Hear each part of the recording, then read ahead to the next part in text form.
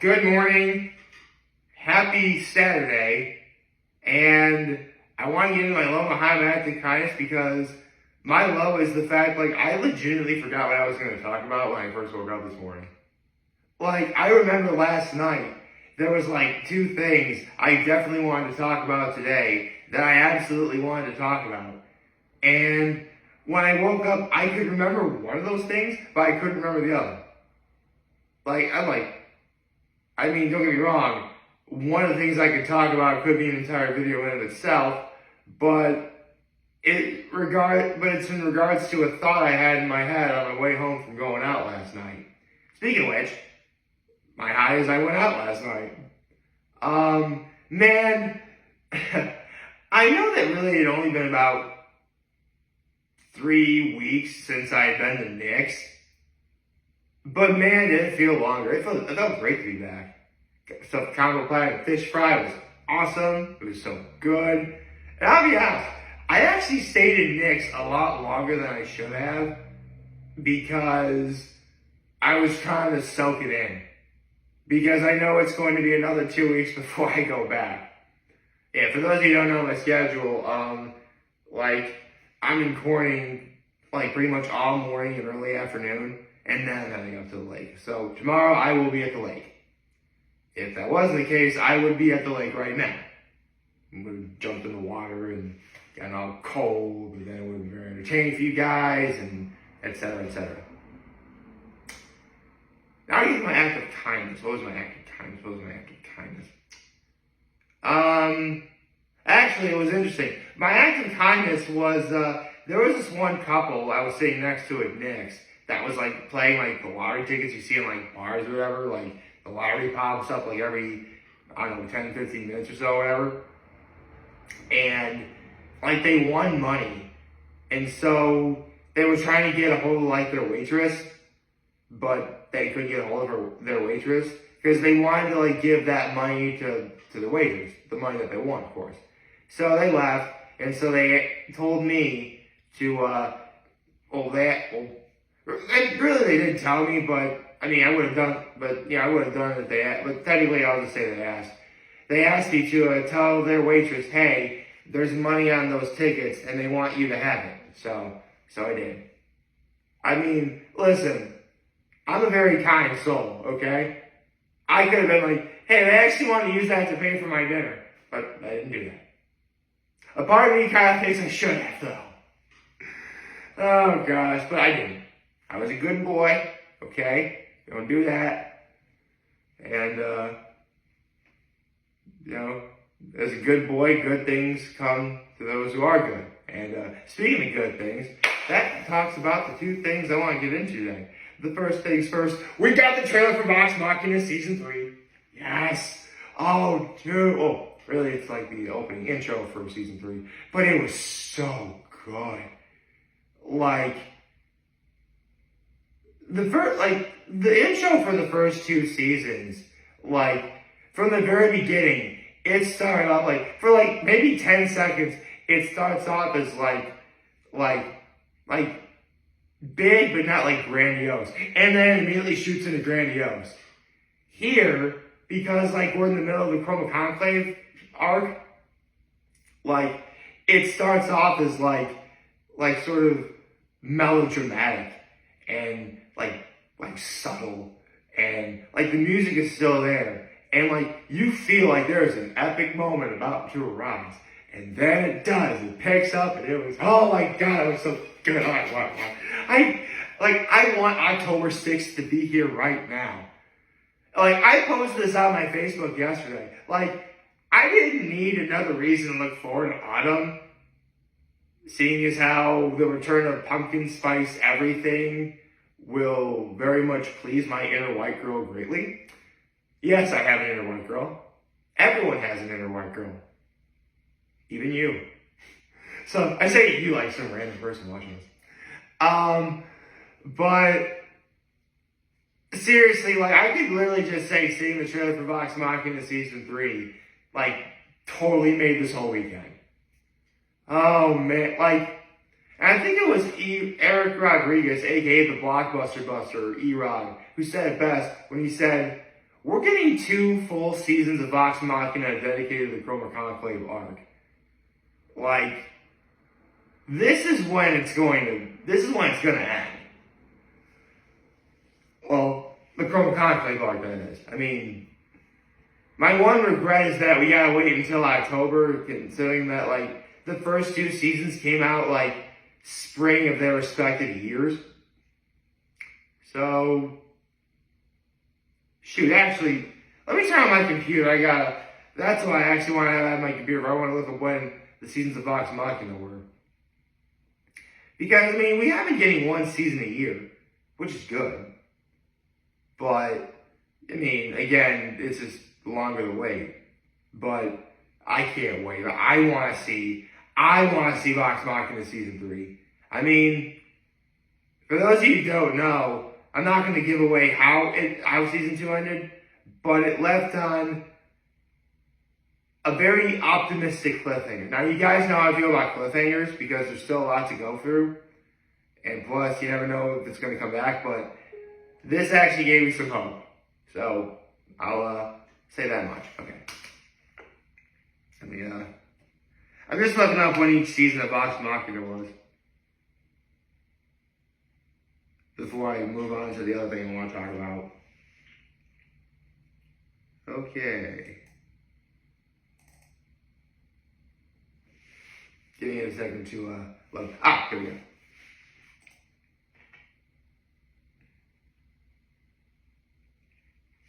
Okay.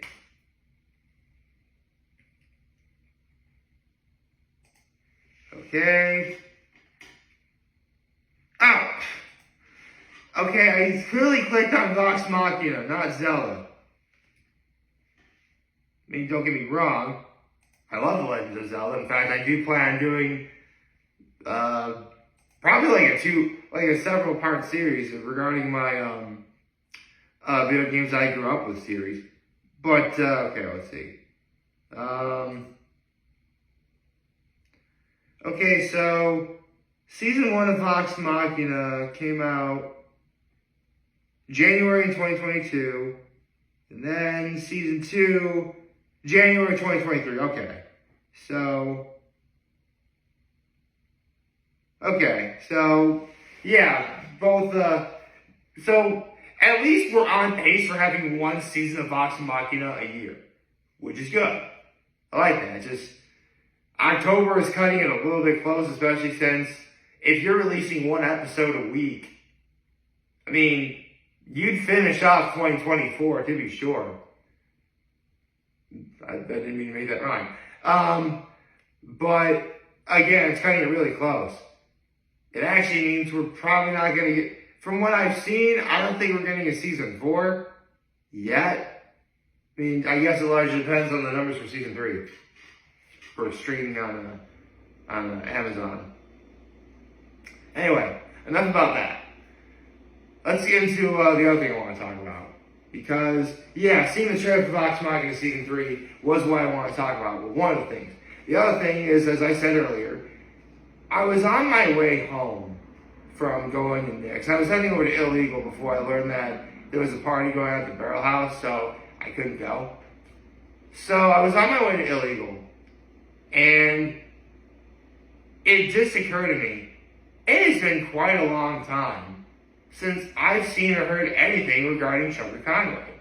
Now, if you're not familiar with my channel, many times I have talked about YouTuber and Let's Player Chuck Conway, who is easily the person that I have watched the most on YouTube in my entire life. I've been watching Chuck Conway since his Fire Red Let's Play back in back in summer of 2009. So, good God, I've been watching Chuck Conway for 15 years now. Almost 15 years. Holy cow. That's insane.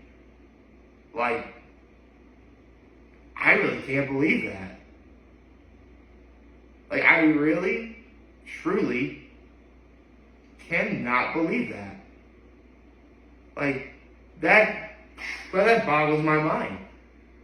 Like, I was literally preparing to go to college when I first saw Chuck Conroy's first video of Fire Red, and then it just took off from there. I'm like, damn, I've been watching Chuck Conroy for almost 15 years. Well, anyway, he just finished up Black 2 and White 2, and it's been so long since I've seen him post anything or give any hint as to what his next Let's Play is going to be that I can't remember the first hint that he gave. I mean, yeah, I always watched the finale. It was a Black 2 and White 2 video, and I know he gave a hint then, but I forgot what it was. Now, if you've been watching me for long enough, you know that the one game I've always wanted to see Trigger Conroy Let's Play, it has been Legends of Zelda Twilight Princess. Especially when he did Wind Waker, he did Majora's Mask, he did Link's Awakening, he did Skyward Sword, he's done Phantom Hourglass. I mean, honestly, outside of Ocarina of Time, the logical Zelda game that anyone would want to see him do, that's not Breath of the Wild or now Tears of the Kingdom, would be Twilight Princess. Because one of the reasons why I've always watched Trigger Conroy, outside the fact of his outright passion for just gaming in general, is he's always done a great job of pointing out the very simple things of a game, the simple elements of a game that make the game better if you pay attention to them. He'll talk about how great the music in a certain moment is. He'll talk about how great the writing of a dialogue in a video game scene is. He'll talk about the atmosphere. I mention atmosphere greatly because of all of the Legend of Zelda games, Twilight Princess probably has the most of it. Atmosphere, that is. It's dark. And there's a grit to it. But not in an unappealing way. Considering that Twilight Princess came out after Wind Waker, it was just the kind of game that needed to come out when it did. I mean, when he did Skyward Sword, I was absolutely very happy. I'm glad. Skyward Sword was actually the second Zelda game I wanted him to do the most, actually. And it was a great Let's Play. I highly recommend you watch it. But I feel like Skyward Sword doesn't get enough love because, well, here's the thing. For those of you who don't know the Zelda timeline, Skyward Sword is the game that comes first in that timeline. So people are turned off by how it's written and how the story progresses. But then again, when you realize it is the beginning of the story, you can actually kind of forgive them. I can forgive them. I know some people outright can't. But I love that. Plus, I felt that Skyward Sword really was just the perfect combination of, you have the character design and some of the atmosphere from Twilight Princess with the color scheme and upbeat personality of you got the perfect mix of Twilight Princess and Wind Waker. It was perfect. Skyward Sword, that was it. I really thought that's how Zelda games should behave going forward. And in a lot of ways it did. I mean, Breath of the Wild seems like it took what Skyward Sword did and magnified it 100-fold. And Tears of the Kingdom pretty much did the same thing too. So, yeah. Honestly, it makes sense for Trigger Conroy after all that to do Twilight Princess. Here's the thing. I can totally see Trigger Conroy doing Breath of the Wild also. And Tears of the Kingdom. But Tears of the Kingdom had only just recently come out, so he wouldn't be in a hurry to do that. He also wouldn't be in a hurry. Breath of the Wild, I could definitely see him do as well. But seriously, I think that if he's trying to 100% Breath of the Wild, he'd be doing it more than the actual game I thought he'd be doing next. Oh yeah, as I was driving home from dinner last night, it then occurred to me, Oh my god, Chucker Conroy is going to do Xenoblade Chronicles 3. If you don't know, like, I had no idea there was a game called Xenoblade Chronicles until Chucker Conroy started Let's Playing it. Now, if you're not familiar with Chucker Conroy's Let's Play of that game, then you wouldn't know this. But that game legitimately almost killed him. Like, there was a point during that Let's Play where he couldn't make videos for like, gosh, about like a month and a half almost. Because he got really, really sick. Like, an infection in his lungs sick. Like, he did one video during the time where he couldn't make any more Xenoblade Chronicles videos, where during like this, I think like 1 minute long video, he said like, just to do this short video alone caused him a lot of really great pain. Like, I'm convinced when he was making that video, he was completely lying on the ground, like barely speaking into a microphone. Like, that's how much pain he was in. But he did it anyway. Because the man is dedicated to his craft. But, you know, he's healthy. I mean, obviously he got healthy because not only did he do Xenoblade Chronicles, he also did Xenoblade Chronicles 2. Now, both of those games combined for like... Actually, let me look this up. I'm pretty sure, altogether, because I know if you combine all of Chucker Conroy's videos for Xenoblade Chronicles and hold on, and Xenoblade Chronicles 2. Okay, so Xenoblade Chronicles was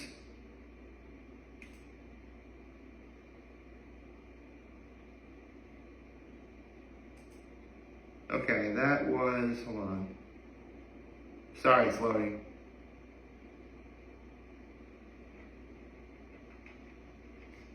Scrolling on. So the first game was 119 videos. That was Xenoblade Chronicles 1. Those of you wondering, like, normally a Chucker Conroy Let's Play is like in the 60s and 70s. The first Xenoblade Chronicles game, 119 videos. Xenoblade Chronicles 2.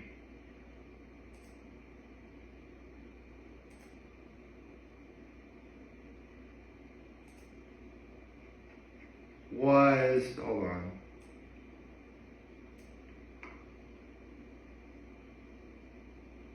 Oh, good lord. 119, Xenoblade Chronicles 2 was 221. So let's see. That's 340 videos for both of the Xenoblade Chronicles games he did. And 3 is going to be like, good God. The third Xenoblade Chronicles game is easily going to reach the 300s. You know what? I'm calling it. I'm absolutely calling it. Xenoblade Chronicles 3 is going to be like, well, it's going to be more than Xenoblade Chronicles 1, to be sure. I think he's going to do, I'm pretty sure he's going to do 3. If he's not doing Breath of the Wild, so my prediction is, if Chucker Conroy isn't doing Breath of the Wild, even though I think he should be doing Twilight Princess, he's going to be doing Xenoblade Chronicles 3. I mean, actually, when did Xenoblade Chronicles 3 come out? Because he finished 2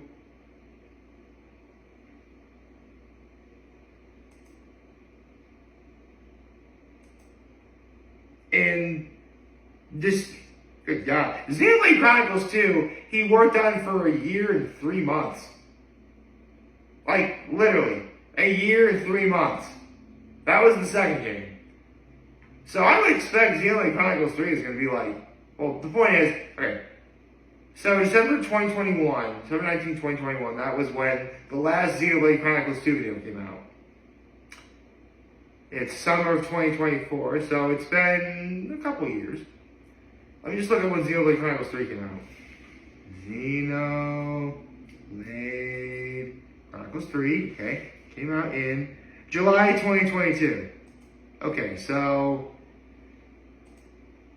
it would be 2 years since. If Charlie Conway were using Xenoblade Chronicles 3 right now, it would be just about 2 years since it came out. That's actually a little soon for Charlie Conway to do a game like that. I think you have to wait like 5 maybe before he did it. But we'll see. So sorry this was a long-winded video saying, yeah, I think. So sorry if it seemed like another video I've done where I just say Charlie Conway's just straight up through Twilight Princess. I mean, listen, at this point, I don't think he's gonna ever do it. I mean, that's fine. I mean, there are plenty of people who have Let's Play Twilight Princess. I highly recommend you check out Missay and Ella's Let's Play of it. I'm actually currently watching it right now. It still holds up too. It's great. Check out Missay. Activate! I'm sure some Missay and Ella fans out there are gonna get that. So yeah, if you want to see a Twilight Princess Let's Play, I highly recommend you check out Missay and Ella's. But it would be cool if Charlie Conway did it too. It really would. I'll tell you what, if Charlie Conway ever did Twilight Princess, no one on God's green earth would be more surprised or happy than this guy. I hope you like this video. If you like, subscribe to the YouTube channel, on social media. As always, I'm here helping this video. For all you guys watching, Jordan, I hope you have a wonderful, wonderful, wonderful Saturday. And remember, if you guys want to talk to me, which video, let me know what you're about. Take care and make good choices. 607 all day, baby.